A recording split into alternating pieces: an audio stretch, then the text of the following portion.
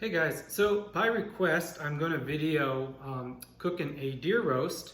I've had some friends, family had it before, seen me have it before, and are very interested in it. So we're going to go ahead and put it in video today just to show you guys, walk you through the process. It's not very difficult, but there are a few key things to it that you got to pay attention to. Otherwise, you pretty much ruin the meat and it's just not pleasant. So the first thing to do is obviously you have to have a good piece of roast. This is a bottom round from one of my deer. Actually, we shot last year, so we're just getting to using the last bits and pieces of it. So this is one of the last pieces from that deer. But the first thing to do is take it out of the fridge a good half hour, 45 minutes before you're ready to throw it in the oven.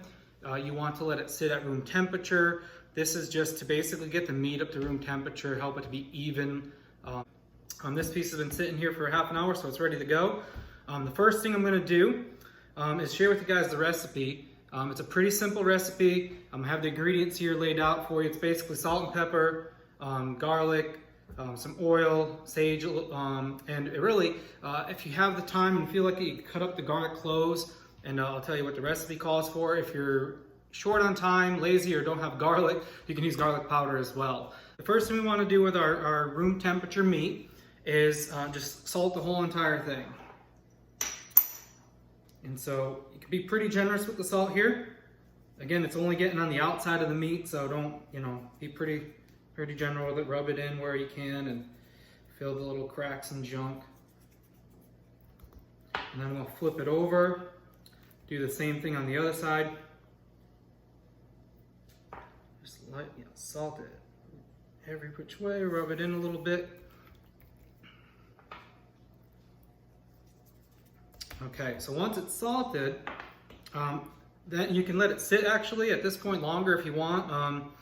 Again, mine's still a little cool from the fridge, so I'll probably let it sit for a little bit longer, and then we'll get to the next steps here in a minute. While that's getting ready to be finished up here, I'm just going to show you what we do with the pan here. So we're going to take the pan, and it could be a roasting pan or anything else. I just got a deep cast iron skillet here, and some sort of rack to keep it up off the pan itself. We're going to use a little bit of oil. You could use water according to the recipe. I'm not sure how that actually works well because the water evaporates very quickly. And the purpose here is to keep the pan from smoking. If anything drips, any liquids drip off of the meat onto the pan, you don't want it to smoke and fill up your stove with smoke. You open the door and your smoke detectors go off and all that junk. Ask me how I know. So the oil is just, a light coat, spread it around the pan. And again, it's basically just to keep a slick surface so it's not dry and it doesn't burn and cause smoke when it drips, because it will drip a little bit. So I'm gonna put the rack in there and we'll put this aside for a minute. Okay, so when the meat is salted and it's sat, it's room temperature, it's ready to go, the recipe calls for garlic. And basically you can take a knife and stab holes throughout the meat and take small chunks of clove of garlic and stick it in those holes. I'll do that on both sides typically. Tonight I'm actually running a little late for dinner, so I'm gonna just use garlic powder in this case. And so, again, garlic powder. And I'm just gonna go ahead and coat the outside of this. Again, it's at this point, it's to your preference and how much garlic you use. I like garlic, my family doesn't mind it, so we use a generous amount.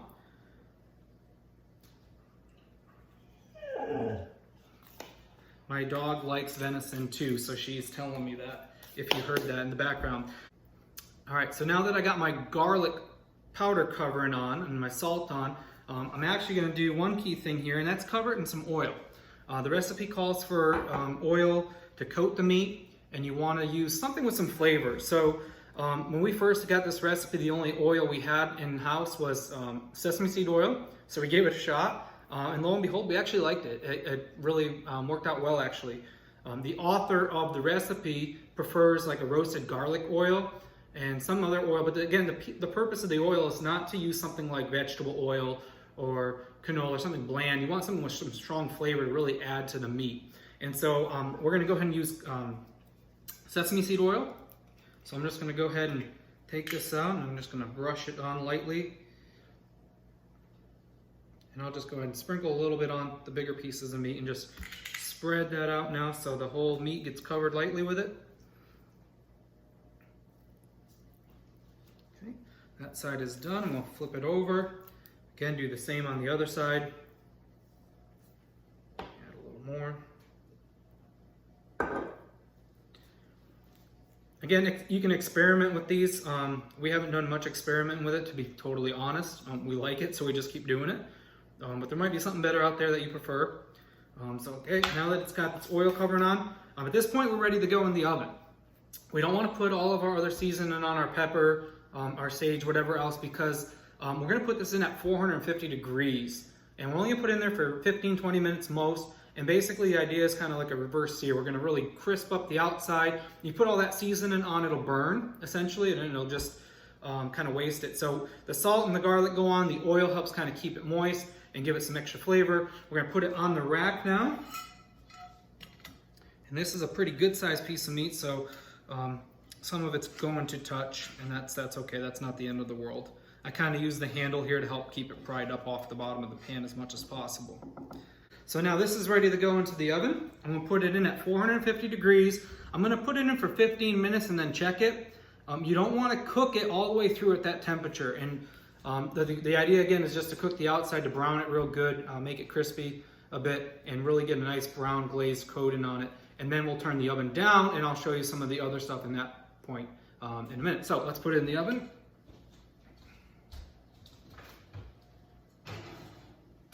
So we're just about ready to take it out of the oven. It's been in there for 15 minutes. This piece of meat is probably about 2 pounds, so I think it's plenty of time for browning it. We're gonna take it out now as soon as it goes off, drop the oven down to 350 degrees, and prepare the meat a little bit more here. So we'll just wait for the beep, and then there we go. So I'll be right back with the meat. I'm gonna drop the oven down to 350.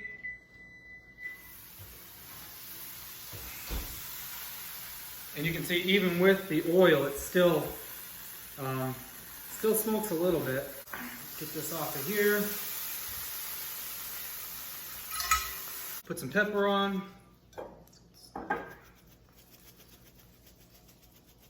And again, the amount you put on is totally up to you. My kids don't really like stuff that's too peppery, so I'm not going to go overboard with the pepper, but make sure I put some on, some sage. Okay, and then at this point, I'm just going to flip it over.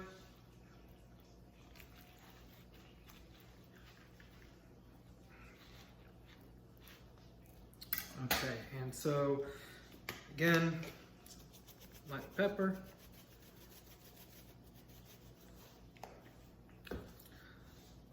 Some sage. I don't measure or anything specific. Basically just do it based on taste and what I've experienced previously. So experiment with it, do what you want with it. If you want to add a little more salt or garlic, you can do that too, of course. Add some oil here.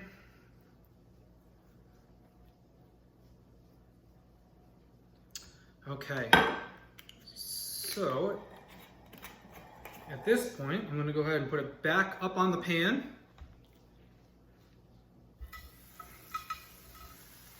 All right, and back in the oven.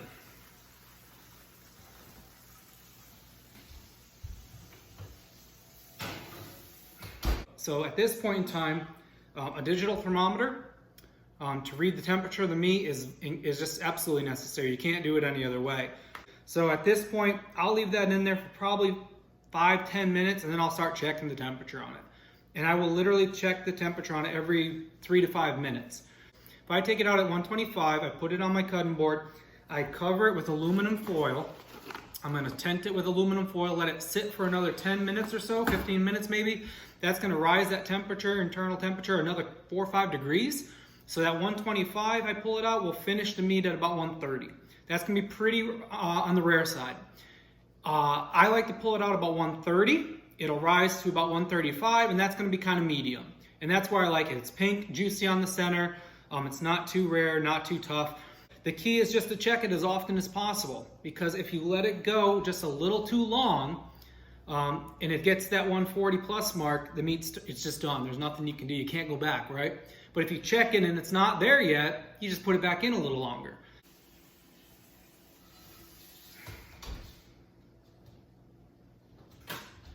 All right, so we are there. We're right around 129, almost 130, so I'm going to take it out of the oven. I'll go ahead and get it up onto the cutting board. And we want to just get it covered with some foil. Open it up here. Just throw this stuff on the side to kind of keep it down a little bit. All right, we're gonna let that sit here for about 10 minutes because I'm getting kind of hungry. And so we'll show you what it looks like when we slice it up in a few minutes. All right, so let's uncover it and we'll slice it up.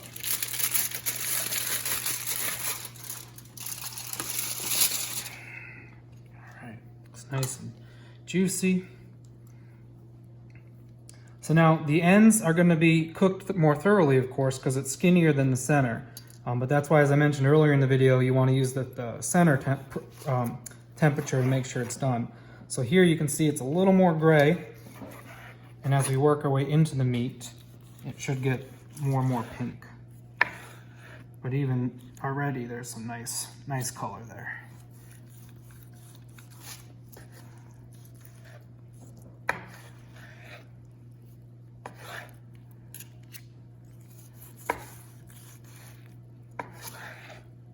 And that center stuff is what I'm really after, but it's all very delicious. And I took mine out at just under 130, and then during the tenting process it heated up a little bit, and you can see there's a really nice pink and nice texture to it. It's not overdone, it's not tough by any means, just perfection.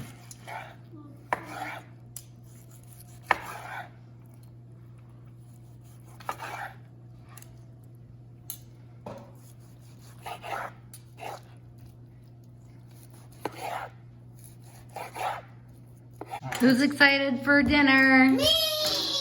You excited? Don't touch something unless you're gonna eat